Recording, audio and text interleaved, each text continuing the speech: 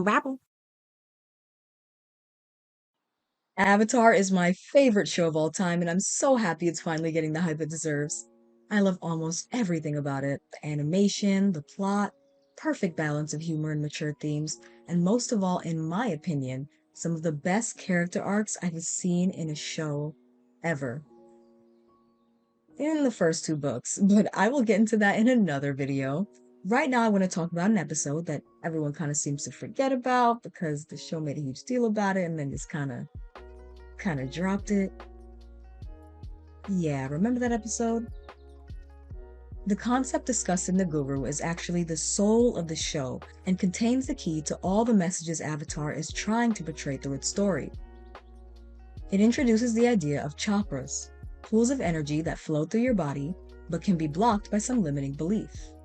Love is blocked by grief, truth is blocked by lies, etc., etc. The chakras, however, are not just for Aang, but for every single character in Avatar and every person in general, really. We'll go through all of the chakras in Aang's journey in a future video, so subscribe if you want to see that. But for now, we'll talk about the final chakra, which deals with pure cosmic energy and is blocked by earthly attachments. Avatar is very much inspired by Eastern philosophy, but no matter what you believe, anyone can benefit from the concepts it presents. Avatar uses these concepts to give us a blueprint on how we can live authentic lives. And the first step to living in truth is examining the self. Now, when you think of yourself, you probably picture your face and body in your mind. You think of all your memories, your friends and family, your passions and pet peeves. But do you have the same interests at 20 than you do at 5? Or look the same at 90 than you do at 16? No. All of these traits are constantly changing as we go through life. And we don't just change, but the world around us does too. Back in the day, I had to press 7 4 times on a cell phone to get to S. Now I have the option to just video chat Kim Possible style. So what's the sitch? So at the end of the day, in a world that's constantly changing, who are we? According to Avatar's cosmology, the central problem with human existence is that people allow themselves to become attached to the physical world. Human beings have a physical body, yes, but that doesn't necessarily make us who we are. That's why we can lose an arm or a leg or get a huge scar across half our face and still be us. Therefore, our true self, depending on your beliefs, is our soul or consciousness. This represents the part of ourselves that transcends all the temporary things in life with which we usually define ourselves, like our jobs, relationships, looks, or status. These things are temporary and thus cannot define the true self. The point is not that the material world doesn't matter, but that it only matters as an instrument to help us relate to ourselves, others, and our true nature of unconditional love. The material world cannot satisfy the soul. It's only meant to please the body. It's considered an illusion for souls that attach themselves to the false ideas they present. Now, these illusions are not inherently bad. They can bring us joy, teach us lessons, even keep us alive. But it's attachment to these illusions that cause suffering. We need to eat to survive, but attachment to eating is gluttony. The society we live in requires us to have money to buy necessities, but attachment to money is greed. For example, you'd probably guess that Zuko's attachment is to his honor. But where did that come from? Why honor specifically and not some other virtuous attribute? Well, let's take a look at what happened during one of the worst moments of his life, when he was burned and disowned by his own father. You will fight for your honor. I meant you no disrespect. I am your loyal son. Rise and fight, Prince Zuko. I won't fight you. You will learn respect, and suffering will be your teacher. We have seen many times throughout the series that Zuko has a heart of compassion, whether it be defending the Fire Nation fleet during the war meeting, trying to save Zhao even after he tried to take his life, or not stealing food from a family even when he was starving. Despite this, Most of his relatives in the military society he grew up in applauded ruthlessness as strength and saw empathy as weakness. Even though he cared deeply for others, he was traumatized into suppressing it. His grief blocked that love, causing him to act selfishly, trying to capture the world's last hope for peace in a desperate attempt to gain peace for himself. After the trauma he faced, he blamed himself for being weak, so he crafted a false identity that he believed was deserving of love, one in the image of the person his father wanted him to be. Ozai was a tyrant who thought an honorable man was someone who could kill without hesitation, put innocent lives at risk, and enforce power by any means necessary. But that's not who Zuko is. We have seen time and time again that Zuko is actually empathetic, thoughtful, and even a little shy. The only reason he desired to possess any of those terrible traits in the first place is because he wanted approval from his biological father, especially in the absence of his mother. We'll get more into this when we analyze Zuko alone in a future video, but it becomes abundantly clear throughout the series that Zuko's quest for honor was really just one for parental love. Zuko allowed the physical world to define who his father is, the sperm donor who contributed to his birth. But no matter what he did or how much he desired it, Ozai would never truly love him. It's not until he learns to let go of his attachment that he realizes the thing he seeked most was something he had all along.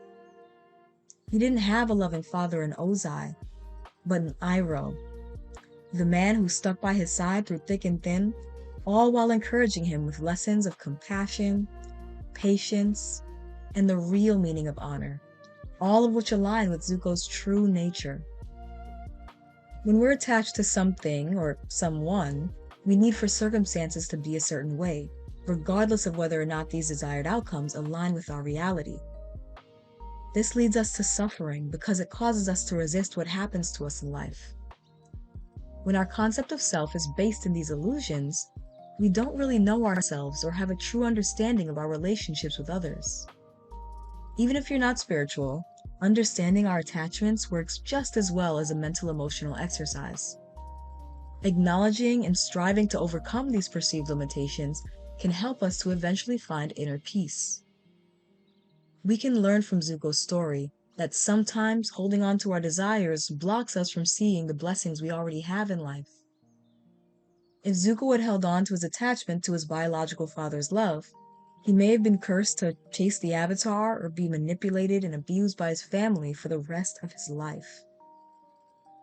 It's because he let go that he was able to get closer with his uncle, overcome his brainwashed upbringing, and later create healthy, loving bonds with everyone on Team Avatar. As I mentioned earlier, illusions can be valuable as tools that help us relate to unconditional love. Zuko's attachments caused him to act out as a villain, but his journey of letting go of these illusions ultimately led him to his destiny of saving the world and realizing the truth, that we are all connected by love.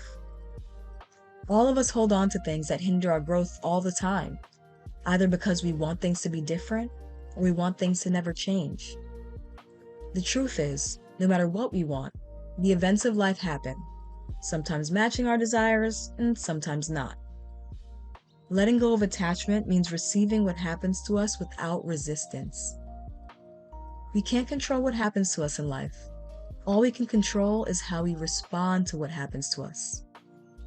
And more often than not, receiving our experiences and learning to let go will usually lead us to life's greatest lessons and blessings. Therefore, the true self is who we are after we let go of all of our attachments. And that is unconditional love. Okay, so I'm here chatting, saying all this, like, oh, let go of all your attachments. Like, you just take 3 deep breaths or get poked in the back with a rock and boom, attachment's gone. If only it were that easy. The thing is, letting go of our attachments is one of the hardest things we can do because they're usually things we tie our identity to. Meaning, letting them go can feel a lot like we're letting go of a part of ourselves. Because in a lot of ways, mentally and spiritually at least, We are.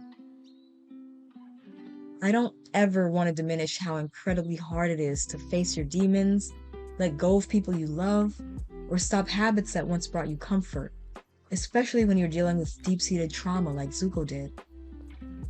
And at the end of the day, Zuko's not real, but the things we experience in our lives very much are. And at times, dealing with them is a lot harder in practice than it is in theory. Essentially, this is all easier said than done. But if you're in a place in your life where you don't know or don't like who you are, or you're longing for significant and sustainable personal growth, I think the journey of examining and letting go of your attachments may just be worth it. I mean, TMI low-key, but I used to be severely depressed, and learning about this concept took me on a personal journey that literally saved my life, even though I was far from Buddhist or Hindu or anything like that. No matter what we believe, we can learn from so many different sources if we just keep an open mind. Because as Guru Patik puts it, the greatest illusion is separation.